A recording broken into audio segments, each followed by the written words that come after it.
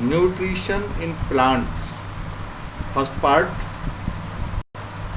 presented by Satya Prakash Mishra, Assistant Teacher, Government Upper Primary School, Bodai, Khatima, US नगर। पाठ प्रारंभ करने से पहले एक नज़र हम इन शब्दों पर डाल लेते हैं। सबसे पहले autotrophs,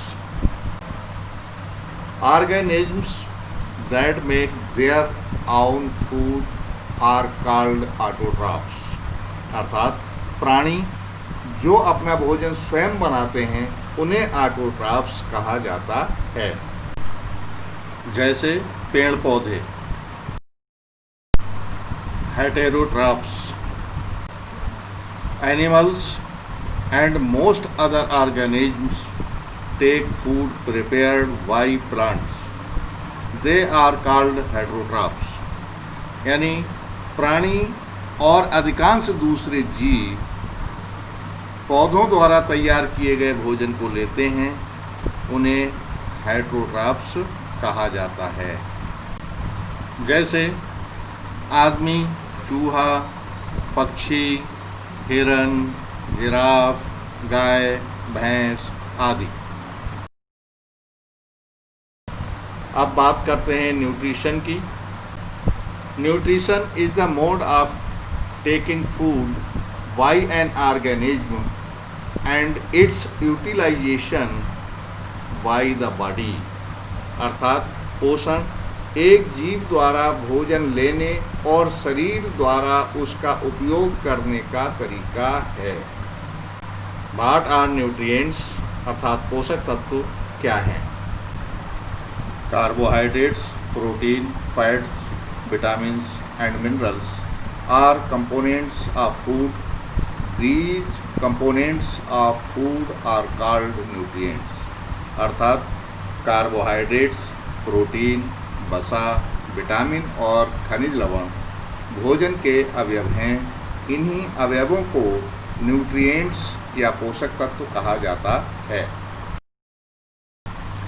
food making process in plants, पौधों में भोजन निर्माण प्रक्रिया। सबसे पहले सेल की बात करते हैं। सेल क्या होता है? The body of living organisms are made of tiny units called cells. सजीव प्राणियों का शरीर छोटी छोटी इकाइयों से बना होता है, इन्हें कोशिका कहते हैं। जैसा कि चित्र में दिखाया गया है, ये कोशिकाएं बनी हुई हैं। इन्हीं से सभी प्राणियों के शरीर की रचना हुई है। ये शरीर की सबसे छोटी संरचनात्मक और क्रियात्मक इकाई होती है। अब सेल मेम्ब्रेन को समझ लीजिए। The cell is enclosed by a thin outer boundary called the cell membrane, यानी कोशिका एक बाहरी पतली झिल्ली से ढकी होती है जिसे सेल मेम्ब्रेन या सेल झिल्ली कहा जाता है। Nucleus, most cells have a distinct centrally located spherical structure called the nucleus. अधिकांश कोशिकाओं में एक विशिष्ट केंद्र स्थित गोलाकार संरचना होती है जिसे केंद्रक कहा जाता है। Cytoplasm, the nucleus is surrounded by a jelly-like substance called cytoplasm, अर्थात केंद्रक एक जेली जैसे पदार्थ से घिरा होता है जिसे साइटोप्लाज्म कहा जाता है। जैसे ये कोशिका का चित्र है। कोशिका में सेल मेम्ब्रेन कहाँ होता है? देखिए, vacuole, nucleus, cytoplasm, cell wall,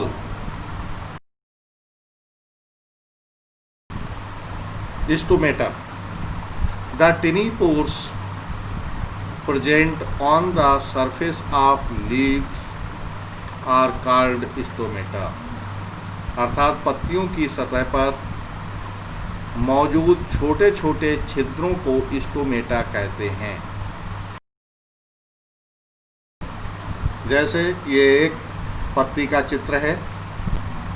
इस पत्ती की सतह को सूक्ष्मदर्शी द्वारा देखने पर हमको ये स्टोमेटा दिखाई देते हैं इस तरह से।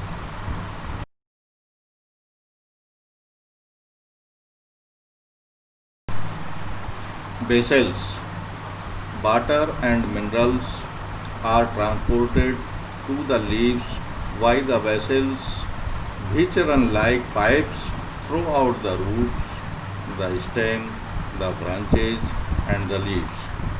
They form a continuous path or passage for the nutrients to reach the leaf. These paths or passages are called vessels, यानी पानी और खनिजों को पत्तियों तक नलियों द्वारा पहुंचाया जाता है, जो जड़, तनों, शाखाओं और पत्तियों में पाइप की तरह होती हैं।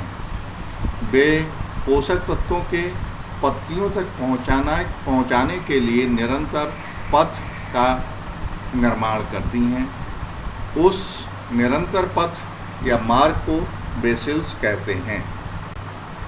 इन वेसल्स को पत्ती के इस चित्र में दिखाया गया है। ये देखिए,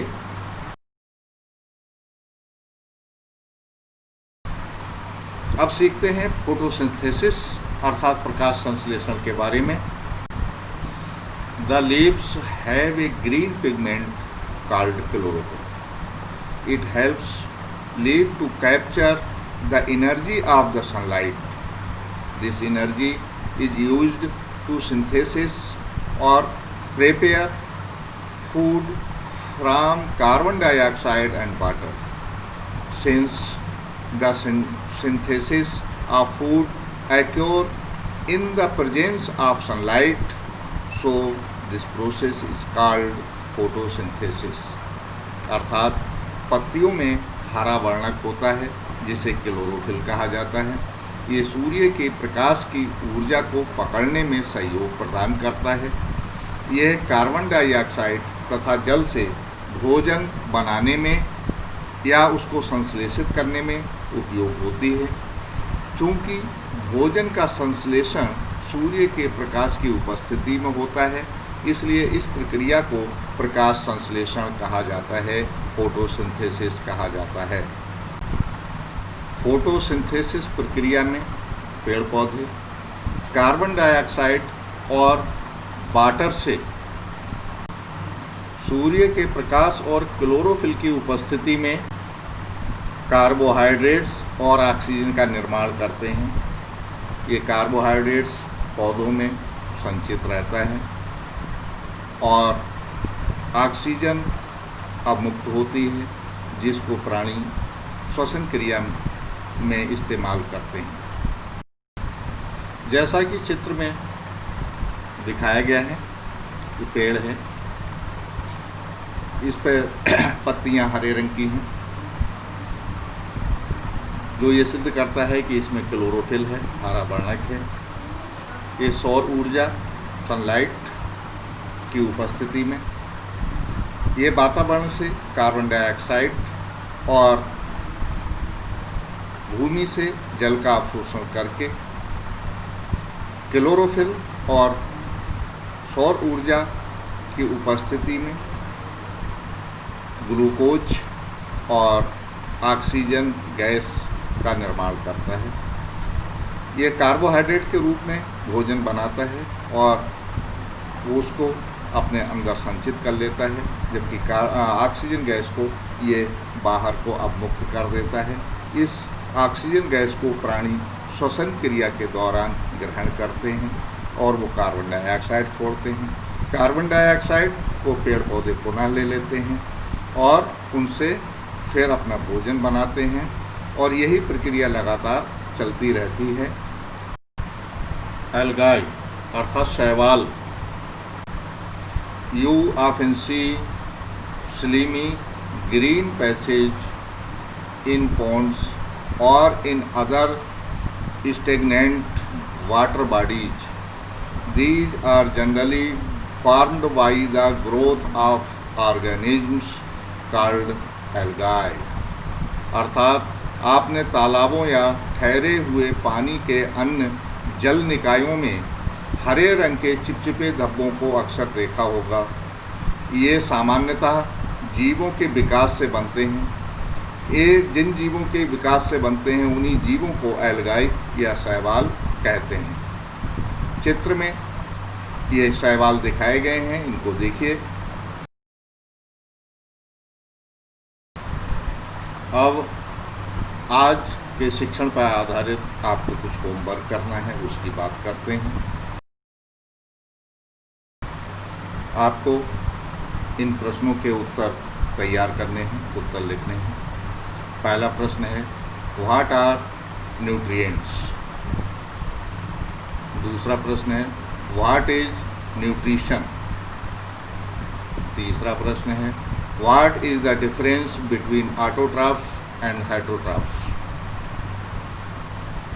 चौथा explain cells, cell membrane, cytoplasm, nucleus and stomate. और पांचवा प्रश्न है डिस्क्राइब द फोटोसिंथेसिस प्रोसेस।